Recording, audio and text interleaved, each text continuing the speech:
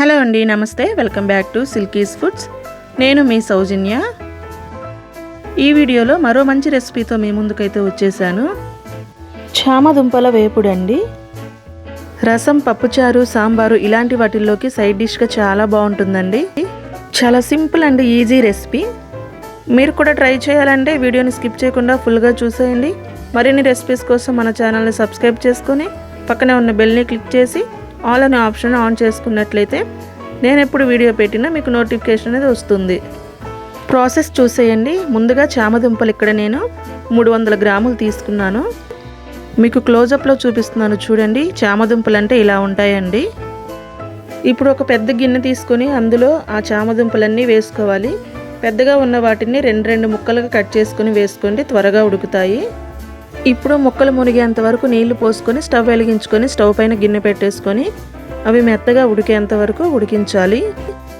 చిటికెడు పసుపు వేసుకొని స్టవ్ని మీడియం ఫ్లేమ్లో ఉంచి ఒక 10 మినిట్స్ ఉడికిస్తే మనకి చామదుంపలు అనేవి పర్ఫెక్ట్గా ఉడికిపోతాయి. ఒకసారి చెక్ చేసుకుందామండి. ఇట్లా ఒక ఫోక్ స్పూన్ ఒకటి తీసుకొని దాన్ని అలా గుచ్చి చూడండి. మనకి ఫోక్ స్పూన్ అనేది దిగితే పర్ఫెక్ట్గా ఉడికిపోయినట్లే. ఇలా ఉడికిపోతే సరిపోతుందండి, మరీ మెత్తగా అవసరం లేదు. ఇప్పుడు ఇందులో ఉన్న ఎక్స్ట్రా వాటర్ని వంపేసేయండి. వాటర్ని తీసేసానండి. ఇప్పుడు దీనిపైన ఉన్న స్కిన్ని తీసేసుకోవాలంటే ముందుగా ఇందులో మనం చల్లని నీళ్లు పోసుకోవాలి. నీళ్లు పోసి ఒక 5 మినిట్స్ పక్కన పెట్టుకోండి. ఈ లోపు మనం మసాలా రెడీ చేసుకుందాము. ఇక్కడ నేను 5-6 ఎండుమిర్చి తీసుకొని కొంచెం వాటర్ పోసుకొని ఒక 5 నిమిషాల పాటు నానబెట్టుకున్నాను. ఇప్పుడు మిక్సీ జార్ తీసుకొని నానబెట్టిన 5-6 ఎండుమిర్చిని వేసుకోవాలి. 5-6 చిన్నులపై రెబ్బలు వేసుకోవాలి. ఒక చిన్న అల్లం ముక్క కూడా వేసుకోండి. 2 బాగా పండిన టమాటాలు చిన్న చిన్న ముక్కలుగా కట్ చేసుకొని వేసుకోండి. మీరు టమాటాలకు బదులు చింతపండు కూడా వాడుకోవచ్చండి. చింతపండును వేసే పని అయితే చిన్న ముక్క వేసుకుంటే సరిపోతుంది. మీ టేస్ట్కి సరిపడా ఉప్పు కూడా వేసుకొని 1 స్పూను జీలకర్ర వేసుకోండి. ఇవన్నీ వేసుకున్న తర్వాత మూత పెట్టి మెత్తని పేస్ట్ లాగా గ్రైండ్ చేసుకోవాలి. ఇందులో వాటర్ ఏమీ అవసరం ఉండదండి. నేను మిక్సీ పట్టుకొని వచ్చాను చూడండి ఒకసారి. ఇలా మనకి మెత్తని పేస్ట్ లాగా గ్రైండ్ చేసుకుంటే సరిపోతుంది. ఇప్పుడు చామదుంపల్ని చూద్దామండి.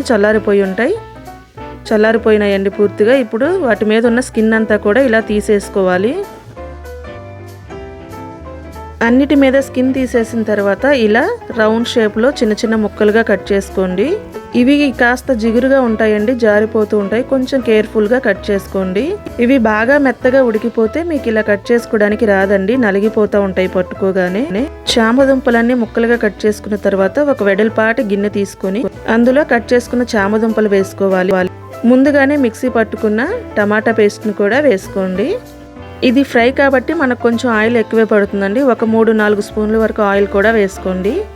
ఇప్పుడు ఈ మసాలా పేస్ట్ అంతా కూడా మనకి ముక్కలకు పట్టేలాగా ఇలా గరిటె ఒకటి తీసుకొని నెమ్మదిగా పూర్తిగా కలిసేలాగా కలుపుకోవాలి.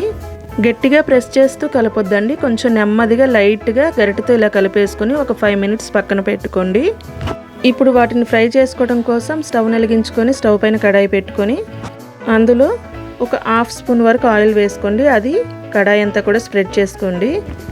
ఆయిల్ కొంచెం హీట్ అయిన తర్వాత ఒక రెమ్మ కరివేపాకు, మసాలా అంతా పట్టించిన చామదుంప ముక్కలు కూడా వేసుకోండి.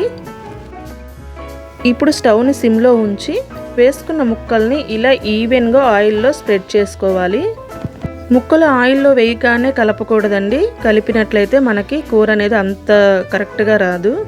ఆయిల్లో వేసుకున్న తర్వాత ఈవెన్గా సర్దుకొని ఒక 2 నిమిషాల పాటు సిమ్లోనే ఉంచి ఉడికించాలి. 2 నిమిషాలు అయిపోయిన తర్వాత ఇలా నెమ్మదిగా కొంచెం ముక్కలుగా పట్టుకొని ఇలా తిప్పుకొని వేసుకోవాలి. వీడియోలో చూపిస్తున్న విధంగా నెమ్మదిగా తిప్పుకోవాలి. మరలా సిమ్లో ఉంచుకొని ఇంకొక 2 నిమిషాలు వేయించుకోండి. అలా స్టవ్ని సిమ్లోనే ఉంచి 2 నిమిషాల పాటు 2 వైపులా వేయించుకోవాలి. ఇప్పుడు స్టవ్ని మీడియం ఫ్లేమ్లోకి మార్చుకొని ఇందాక నేను చూపించిన విధంగా నెమ్మదిగా కలుపుకుంటూ 2 వైపులా తిప్పుకుంటూ ఒక 5 to 7 మినిట్స్ వేయించుకోండి. అలా వేగిన తర్వాత ముందుగానే దంచి పెట్టుకున్న ధనియాల పొడిని వేసుకొని ఒకసారి నెమ్మదిగా కలుపుకుంటూ 1 నిమిషం పాటు వేయించుకోండి.